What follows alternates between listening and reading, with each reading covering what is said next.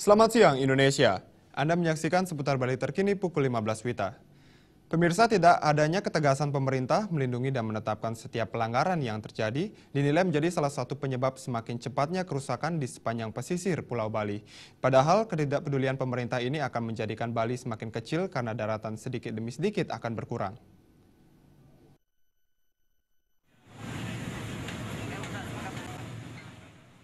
Data satelit tahun 2009 menunjukkan luas pesisir Pulau Bali mencapai 437,70 km, di mana sepanjang 181,70 km mengalami erosi.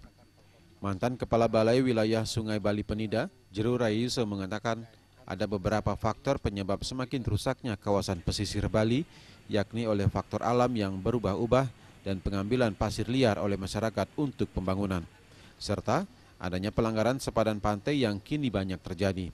Tidak adanya ketegasan pemerintah dalam menindak setiap pelanggaran yang semakin mempercepat kerusakan di pesisir pantai Bali, dan ini tidak sesuai dengan konsep Trihito Karana.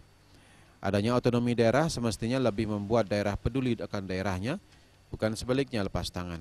Mengapa saya katakan faktor manusia dominan?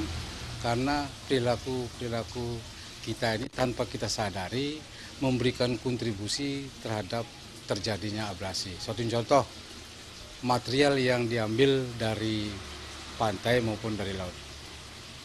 Dari tahun ke tahun pemerintah memang sudah mengupayakan dengan suatu cara melarang pengambilan terumbu karang, pembuatan kapur dengan terumbu karang itu dulu, terus pengambilan kerikil maupun pasir. Trimaja dan Ratna, Bali TV.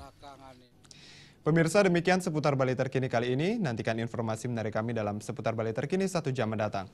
Salam Indonesia.